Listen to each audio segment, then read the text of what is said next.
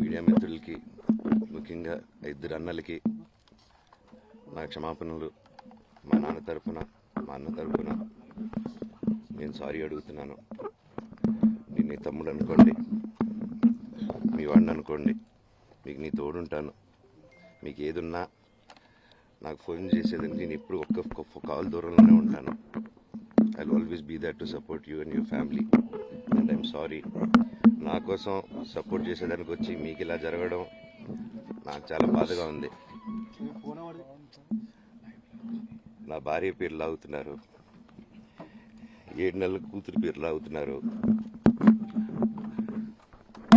నేనేం అడగలేదు, సొంత కాళ్ళ మీద పనిచేస్తున్నాను. మా ఆవిడ కూడా వాళ్ళ ఇంటి వైపు ఏ డబ్బు తీసుకురాలేదు, వాళ్ళ ఇంట్లోనూ డబ్బు అడగలేదు, నేను అడగలేదు, ఆస్తి అడగలేదు. మా ఆవిడ 7 నెలలు గర్భవతిగా ఉన్నప్పుడు తనకి 7 నెలలు మా అంకులు విజయవాడలో ఉంటారు. అండ్ ఇక్కడ కొంతమంది అంకులు నాన్నగారు బాగా క్లోజు. మనోజ్, నువ్వు ఎన్నో సంవత్సరాలు ఇంటి బయటగా ఉన్నావు, నీ సొంతంగా ఉన్నావు. మీ నాన్నగారు అమ్మగారు ఒకరే ఉన్నారు.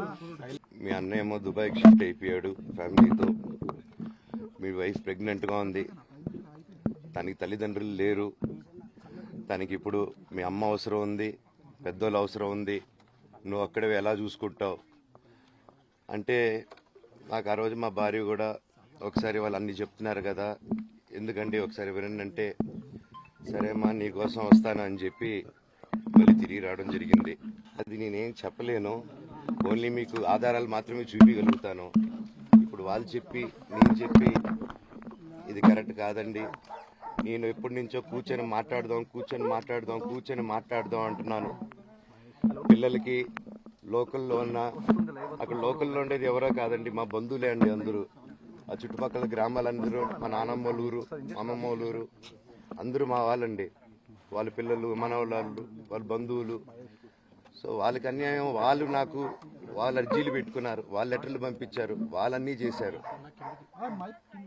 నేను వాళ్ళకి సపోర్ట్గా మద్దతుగా నిలబడి ఏమైంది నేను అడిగేసరికి వినయన్ అతనికి ఫోన్ చేశాను, మెసేజ్లు పెట్టాను. సార్ వాట్ ఈస్ హ్యాపెనింగ్, ఇంకా కావాలంటే కాలు మీద కూడా పడతానండి, ఈ ఇష్యూ క్లియర్ చేయండి, మాట్లాడుకుందాం అంటే చాలా దురుసుగా రిప్లైలు పెట్టారు. నేను ప్రతిదీ ఈరోజు సాయంత్రం 5:30కి ప్రెస్ మీట్ పెట్టి ఇన్నాళ్ళు ఆగానండి, ఇంకా ఆగలేను. ఈరోజు ఈవినింగ్ ప్రతిదీ చెప్పేస్తాను. ఆ రోజు నేను పోలీసు సపోర్ట్ అడిగినప్పుడు స్టేషన్కి 100కి ఎందుకు ఫోన్ చేశాను, ఆ 100 దగ్గర నుంచి నేను పర్మిషన్ ఇస్తున్నాను, నాకు ప్రాబ్లం లేదు, మీరు ఒప్పుకుంటే మీరు మీ వల్ల అయితే 100లో నేను ఏం మాట్లాడానో మీరు తీసుకొని వినండి.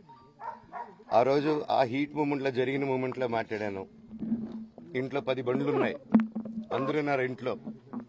మరి ఇన్ని బండ్లు ఉంటే ఇంట్లో ఎవరికైనా ఏదైనా అయితే కారుల్లో తీసుకెళ్తాం.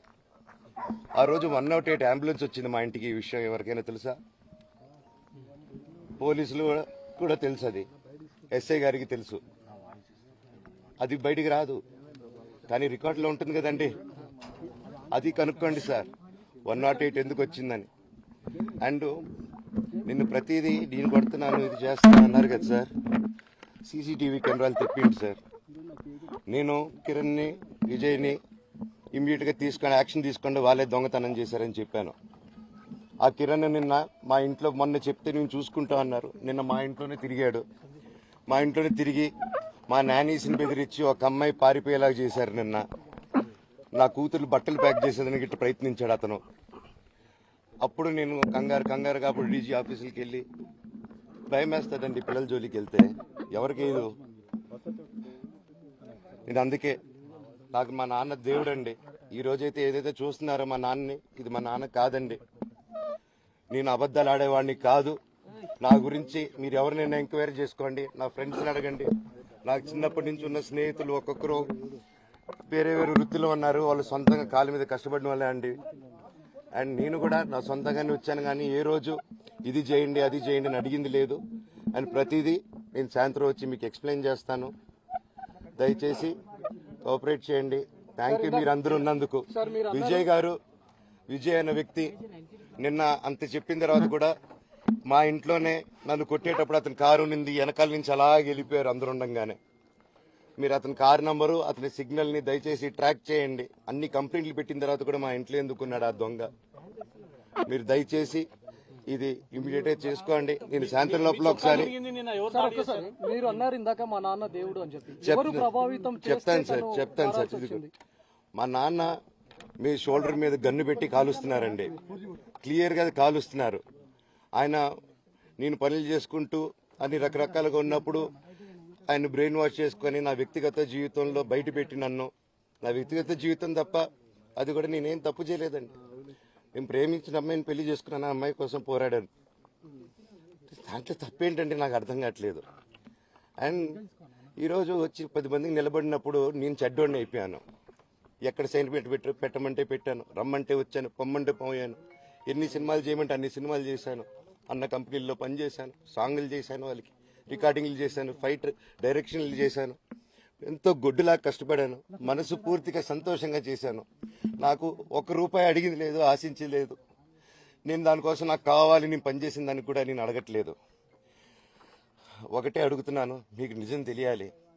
అందుకోసమే ఏంట్రా వీడు అన్ని బయట పెడుతున్నాడు అనుకోవచ్చు, కానీ ఈరోజు నాకు భార్య పిల్లలు ఉన్నారండి. ఈ రోజు నేను నిలబడకపోతే రేపు నా కొడుకు పెద్దోడైన తర్వాత, కూతురు పెద్ద అయిన తర్వాత వాళ్ళకి నేను సమాధానం చెప్పుకోలేను. నేను దొంగతనం చేసి వేరే వాళ్ళు కడుపులు కొట్టి నా పిల్లల మొహం నేను చూడలేను, ఆ కూడు నా పిల్లలకి పెట్టలేను. మా నాన్న నన్ను అలా పెంచలేదు, మా అమ్మ నన్ను అలా పెంచలేదు. మధ్యలో మా అమ్మ నలిగిపోతుంది. మా అమ్మని హాస్పిటల్లో అడ్మిట్ అయ్యారని చెప్పి నేను అబద్ధాలు ఆడారు. హాస్పిటల్కి వెళ్ళి చెక్ చేయించుకుంది అమ్మ.